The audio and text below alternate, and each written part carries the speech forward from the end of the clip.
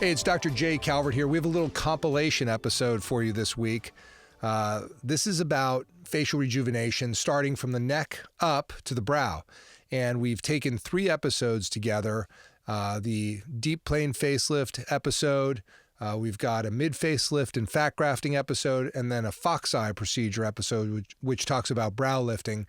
And we've taken some of the best information from those 3 episodes so you can get an idea of what we do when we do a total facial rejuvenation procedure, aka the natural lift. So enjoy, and if you want to listen to the individual episodes, just scroll back. You'll find them easily, and we'll be back with new episodes next week. The deep plane facelift basically is a lower face and neck lift where the SMAS, which is a thick layer of fascia overlying the facial muscles, the thickened part of the face that actually does the lifting to get rid of the jowls, etc. The reason it's important is how you address that SMAS, S-M-A-S is the acronym. It makes the difference in terms of the lift. You know, do you get a more vertical lift? Do you get a more lateral lift? Do you get a good vector? Do you split it from the muscles of the neck? All those fine detail points are where the battle is won and lost in terms of the beauty of a facelift. Because a lot of people can do a facelift, and as we know, you really see the bad ones and you can't see the good ones. Right. That's the whole idea, is that you don't really know when someone's had a good facelift. That's kind of the idea. I mean, you can kind of guess because, they're 80 and they look amazing. Yes, that doesn't happen by the magic wand of Tinkerbell. It happens by the magic scalpel. That's right. But, I think any probably facelift done in the past 20, 30 years has done something to address the SMAS. That's not new. There's all different kinds of techniques to lift it, move it around in space. And that's like a whole textbook.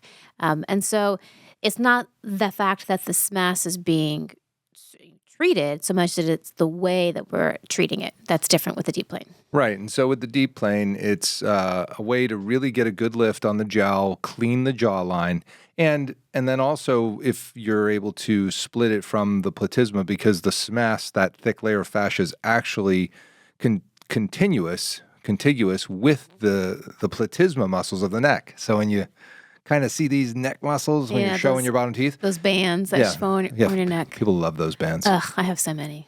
I'm ready. They just need to go. But the point is that the SMAS is continuous with it, so we wind up doing a little split of that muscle from the SMAS, and that's how we're able to get a clean neck contour, get the jawline, and lift the face. The reason that I wanted to bring up the deep plane facelift again is because I think people don't realize that it is part of a total facial rejuvenation. They think when you say deep plane facelift, it means that everything's deep plane. It means you're doing some sort of deep plane brow and some deep plane eyelids and some sort of deep plane lip lift or something. So it's not. The deep plane facelift is, in and of itself, the lower face and neck. It's a jawline jowl procedure, combined with whatever you're going to do in the neck, which there's many things to do in the neck. As well, and we could probably spend a whole podcast on just what we have available to do in the neck to make the neck look beautiful. But in terms of the upper face and the eyelids, you and I prefer to do the entire upper face through very tiny incisions in the hairline, as opposed to many people who cut on the face, which, we see that a lot, where the deep plane facelift ends at the sort of the level of the sideburn. They then carry the incision up onto the face, onto the side of the cheek, etc. That's not our gig. We don't do that. We can. It's just not what we choose to do. Different technique. Right, and we choose to make a basically 1-inch incision at the temporal crest on each side of the head, get down onto the bones, and do an endoscopic brow lift, mid-face lift, cheek lift for the upper face, which really minimizes the amount of scars that you see on a patient. Right, and it really allows you to get down to the mid-face, to the deeper structures of the cheek, because a facelift alone, deep plane, whatever kind of facelift, lower facelift, like you said, addresses the jowls, the jawline, the neck, but it doesn't do a whole lot for anything above the cheekbones. So if your cheeks have started to fall, which everything does, you need a procedure to lift them. And the mid-face and the endoscopic mid-face does a really excellent job at lifting that cheek up and over. And so you're really getting a lift of the mid-face there as well. Yeah, it's very powerful. In fact, one of my buddies who is a plastic surgeon in New Zealand commented on, I posted an 8-month video today of a post-op full facial rejuvenation, a natural lift. And his comment was, wow, the volume looks incredible. How much fat grafting did you do? And I said, there's very little fat grafting. I happened to do some, but it was probably 8 to 10 cc's of fat grafting. What it is that mid-face lift really gets the cheeks to look rejuvenated. They look natural. And full, beautiful. They don't look stretched. They don't look filled. They just look really nice, because it's the malar fat pad, this fat pad over the cheek that you're lifting up and putting into the position over the high point, the cheekbones, the zygomas, and man, does it look great. Because that's where it's supposed to be. So, I mean, I say this when you're 30. Nauseam. Yeah, when you're 30, that's where it's supposed to be. So you can do all these fillers to camouflage the problem, or you can fix the problem. So the problem being that your cheeks have fallen. So how about we pick them up and put them back where they're supposed to be, as opposed to putting a bunch of fat or filler in there to camouflage it. So that's definitely all part of what can be done with a facelift. But it's, like you said, not just the deep plane. It's the deep plane plus to get you all those other things. So the mid-face is the area of the face between the lower part of the eyelid and the bottom of the nose or the upper part of the lip. It's that junction that includes the lower lid and the cheekbone. And specifically, it actually includes that junction because that is a very distinct area of the face. Yeah, that's it right there. I'm modeling it on this. If you're not on the YouTube channel, then you can see it right here. Yeah, it's the mid-face. And let's talk about why we have problems there and then what we can do to address them. Right, and the mid-face lift is something that is near and dear to my heart. I learned about it as a young medical student when Rod Hester, Mark Codner was a resident, as a matter of fact, and Sonny McCord in Atlanta were really diving into doing mid-face lifts through the eyelid. And they were doing little canthotomies or canthopexes and cutting the orbicularis oculi muscle and elevating the mid-face to the temporalis fascia, which we have done. We've done all kinds of versions of this operation. We do mid-faces around Roxbury, like some people do breast augmentations in their office. We really do a ton. But I learned about it then, and this is in 1994. It was a long time ago. Actually, it was 1993, now that I think about it, because it was like October when I went to Emory.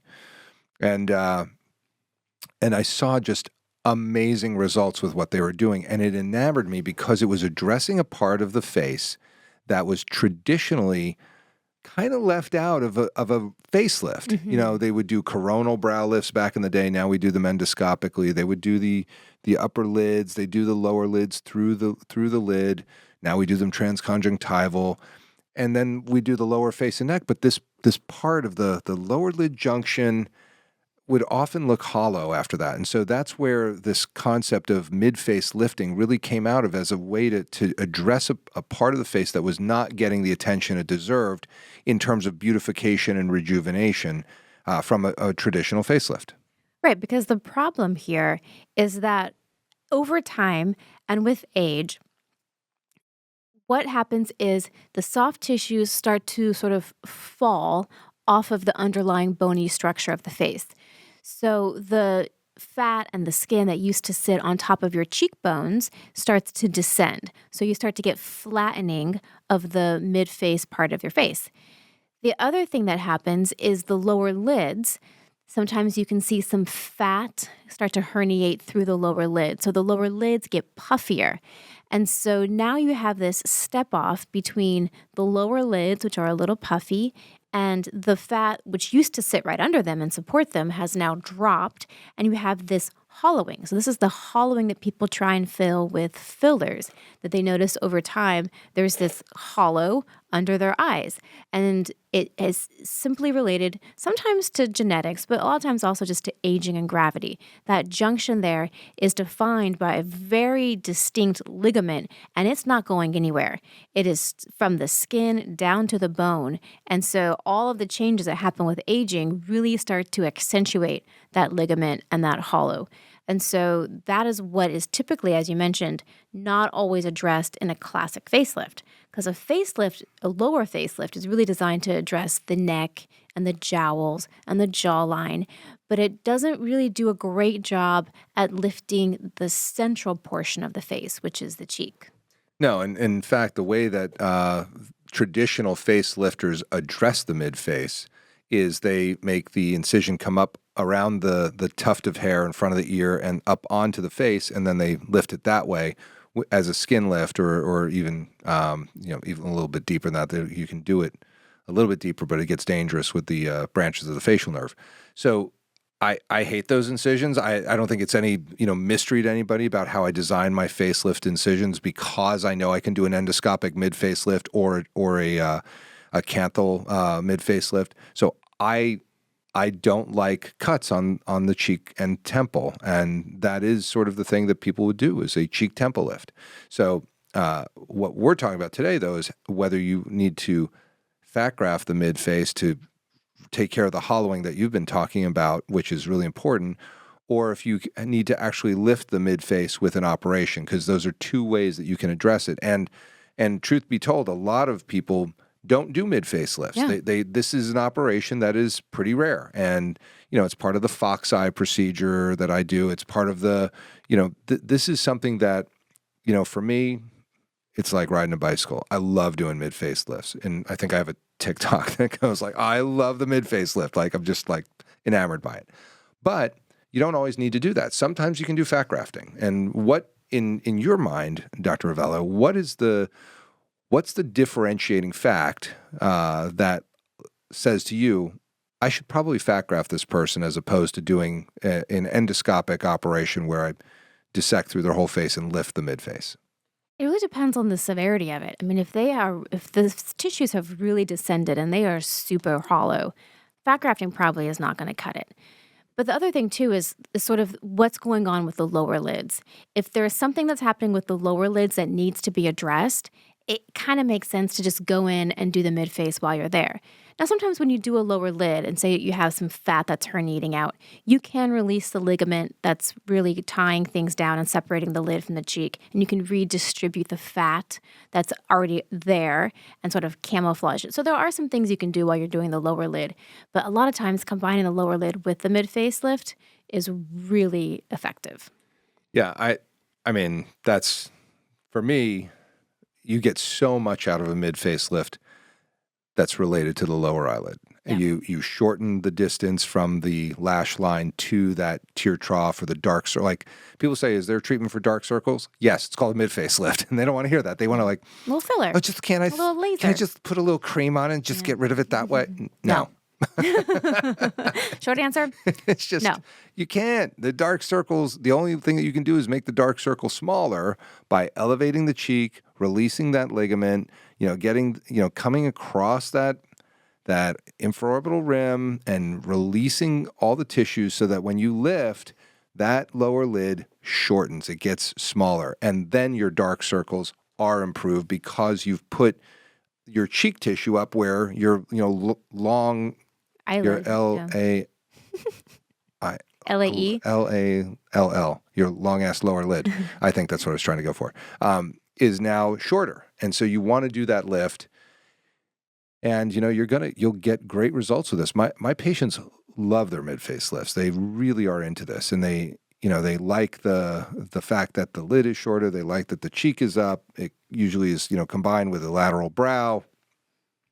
It just makes you look better. It makes you look better. And if you're treating this area as an isolated area, so if you're not doing a lower face, I think this is an excellent option. If you're already doing a facelift and the mid-face and lid cheek junction is not too bad, then fat grafting is actually not a bad option because you're already kind of redistributing some of the tissues, you're bringing them back up. So if a patient doesn't want to do the whole shebang of a lower face and a mid-face and an upper, and they just want to do the lower face and then throw some fat grafting in, that's a reasonable option as well. I actually like that option, I think, more so in men.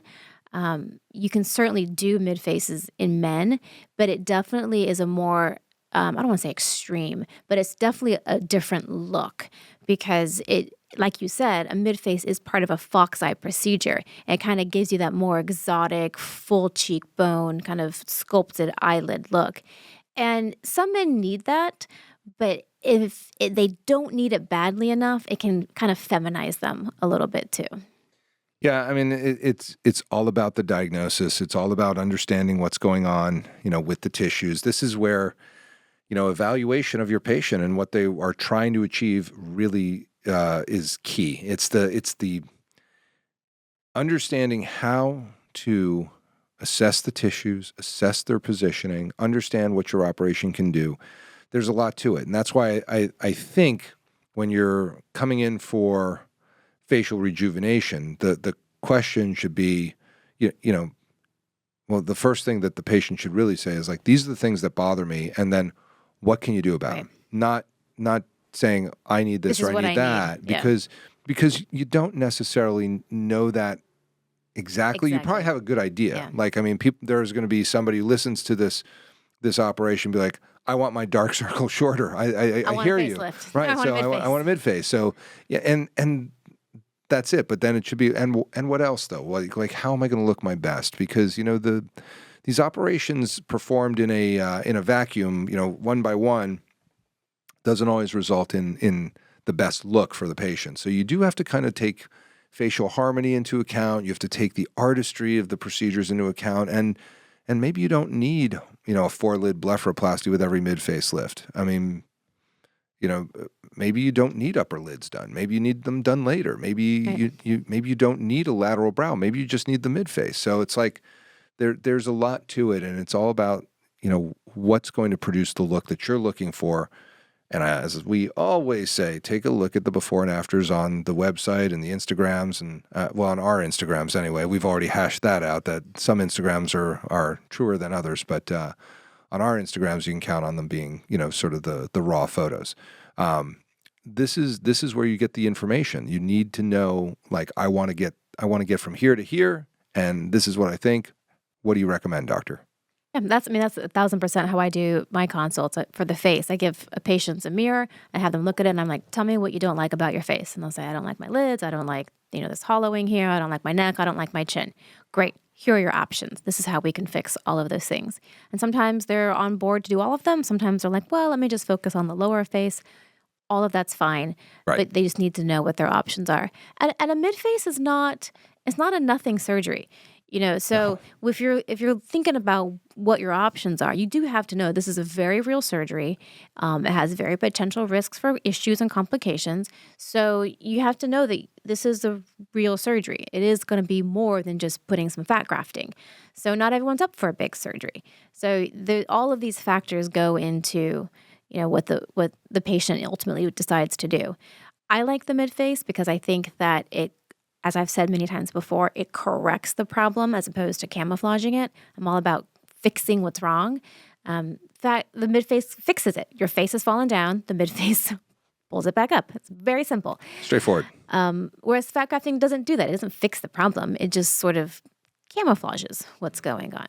So everyone's going to have their preference. Every surgeon's going to have their preference. And as long as you like the results of the surgeon you're going to, in some ways it doesn't really matter too much as long as they can deliver the results that you want. Why don't you introduce what is the fox eye procedure?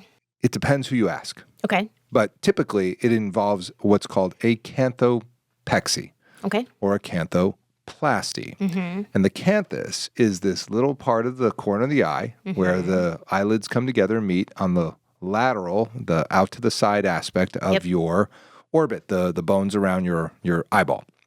There's also a medial canthus. There is a medial canthus. We will not be touching that No. Everyone knows, stay away from the medial canthus. But the lateral canthus is an area of beauty because some people's canthus, their canthi will go down and it makes them look sad. And when it comes up, it looks a little more mysterious, a little sexy, right? So Foxy. it's exactly right. So the fox eye is a term that's been ascribed to the canthopexy, and I do canthoplasty also. So the difference being, one is where you're tacking the canthus up to the bone with the stitch, and a canthoplasty is actually where you're cutting the corner of the eye and cutting the ligaments, Making it shorter. and reconstructing it and putting it up to the corner of the eye. And then typically, I think, based on my understanding, that the fox eye procedure in my world includes a lateral brow lift as well. So you're doing something to the canthus of the eyelid, of the eye, and then also the lateral brow lift. In my world, I tend to do a mid-facelift with it also, because I think if you're going to get the brow up, you should also get up the cheek, and that looks very sexy and very sultry. Yes. So none of these techniques that you were describing are new or novel or not generally performed together. Like, these were literally the techniques that plastic surgeons have been using for decades to rejuvenate the periorbital area. So I guess my question is, who is either asking or getting this procedure? Because the combination of procedures you just described are what we typically use to address the aging periorbital area. Someone that's seeing some loose skin under the eyes, that's seeing their brows drooping, and they need to be sort of rejuvenated. So we do all of these procedures when we're doing lower blepharoplasties, mid-faces, lateral brows. Is there also a group of young patients that are doing it specifically to change the shape of their eye? Funny you should ask that rhetorical question, because yes, and that is the key, because this is being done for people in their 20s and early 30s, just not as a rejuvenating procedure. It's not to make them look younger, it's to make them look better. And I've done this on 26-year-olds, 27-year-olds, 32-year-olds, and it's a way that, I think what's really given rise to this is the combination of fillers and Botox. So people do Botox, they get that little lateral brow lift, they do some crow's feet, and they get a little bit of lift at the corner of the eye, and they put some filler in, and it pushes the cheek up. And they're trying to get that fox eye look. Well, the surgical approach is a little more extreme, a little more permanent, a little more, it's just a little better. But I will say this. I mean, I have a patient that called me about sort of undoing their fox eye procedure. They were from back east, and they said, this didn't turn out the way that I wanted it to. And when I looked at it, they had like an ectropion, like it just was done poorly, So you need to go to somebody who's skilled in the art of canthopexy or canthoplasty. Yeah. And I've done a lot of these, and I really like this operation. I think it's cool. I think the fox eye procedure does make people prettier. I think it looks awesome, especially if you get a good lateral brow lift and a mid-face lift with it. Right. It brightens everything. Yeah. And just it opens everything up, even though the term is fox eye, but it does. It sort of brightens the area. I guess my question is, how much can you actually change the shape of a round eye to an almond eye with this procedure?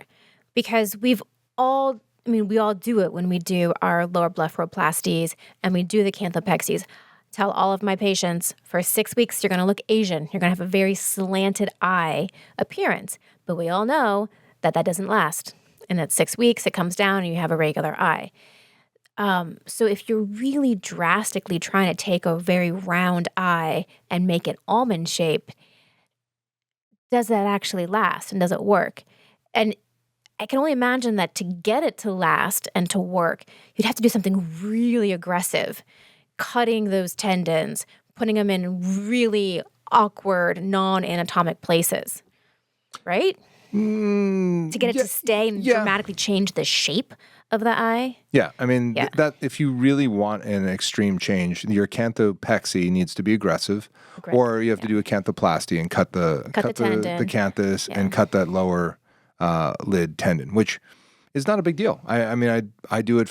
I used to do a mid facelift through the eyelid, until I really got, and this is like back in the day. This was in the 90s. I used to do a lower lid mid facelift, which was a little bit harder. I mean, there were some things I liked about doing it because you didn't have to have an incision up in the hair. But now I do everything from up in the hair with an endoscope, and it's so powerful. It's so good. And, especially with the ability to use sutures and to use the endotyne devices that I use, no financial interest. It really makes a huge difference and looks awesome. It changes the shape of people's faces to be much more heart-shaped and oval. Yes. And But are we changing the shape of the eye is what I want to get to. Are we actually changing the shape of the eye? If you do it in an aggressive super manner. aggressive. You have to. But if you do super aggressive, now you're really going to have problems, potentially. I mean, this is not where you really got to go to someone who knows what they're doing around the eye. If they know what they're doing, you're going to be fine because acanthoplasty is the treatment for all the lower eyelid problems that you can have, no matter how, which is why it's surprising that somebody got an ectropion after this procedure. Because by definition, acanthopexiumplasty is supposed to treat a drooping lower eyelid. So why do they now have a drooping lower eyelid after the procedure? My theory is that they put the stitch into the wrong structures. Mm-hmm. They didn't get the actual canthus to do the pexi. Right. So there's also the term a negative vector lower lid.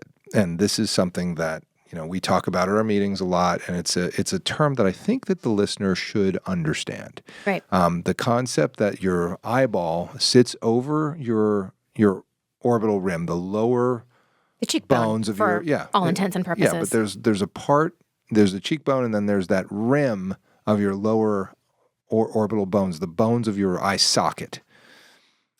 If the globe, the eyeball sits out over that rim, that makes you a negative vector. And that is a tricky one to treat. Hard. That is hard. Because then when you scar in, the lid tends to pull down and pull away from the globe, and you get what's called an ectropion. Yeah. The treatment, of course, being multiple things, but typically the first line of treatment is a canthoplasty. And so when I do lower lid surgery on negative vector patients, I tend to do a canthopexy, at least, if not a full-on canthoplasty. Right. And that's where you actually have to be aggressive 100% with it, because in the healing period, it's going to want to pull down and scar and pull away from the eye. So you really have to get that canthal tendon pulled up high, and they're going to look very Asian for a while. But you have to do that. Yeah, it needs to be overcorrected at first, and that's okay. And you just tell patients, look, it's going to be a little high, and then it's going to come down. It always does. Now, to get that almond eye, you do have to, it's an artful procedure, and it looks cool, but you got to know how to put it in the right place. And I love doing this. If you talk to a lot of plastic surgeons, they're just not like we are. They don't love this. They don't love lower lid surgery. They tend to kind of go like, like I'm just going to do a little this, little that. I tend to dive in with both feet and, get it going and just, do what I got to do because I'm very comfortable with the lower lids. I did, it's kind of all comes down to your training, doesn't it? It's like, what did you do in training? With? Well, when I was training in the University of Pittsburgh, airbags weren't invented. And so we had face fractures like they were out of style. I mean, on any given week, there are a couple, 3, 4, if not 5 severe facial crunches where acantoplasty was kind of part of the deal because we were exposing the cheekbone, we were exposing the orbital rims, we were putting everything back together with plates and screws. And the thing that you did when you put it back together was acantoplasty. You had to put the lid back together. And so that was just something we did all lot. The time. Right. Nowadays, you don't get these kind of fractures in. And so the training's different, and if you want to get canthoplasties under your belt, you kind of got to go with people that do a lot of them. And there aren't many that do. Yeah, this is definitely something where you want to go to someone who knows what they're doing, who does a lot of them, because the complications can be very real. And the complications themselves are very challenging to fix. Yes. So you don't want to have a complication because the treatment can be very intense to fix that complication. So any general plastic surgeon, for the most part, that does faces knows how to do a blepharoplasty, knows how to do a brow lift, knows how to, that's literally what we do. But if you're really trying to go for like an aggressive correction to your eye shape, or you want to change it dramatically, I would say definitely go to someone who does it a lot, because that level of escalation and treatment needs to be handled by someone that does this a lot. Well, I hope you really enjoyed the episode. Again, if you want to hear more, just scroll back, listen to the episodes individually. And next week, we'll be back with more information. So this is the Beverly Hills Plastic Surgery Podcast, coming to you from the 90210.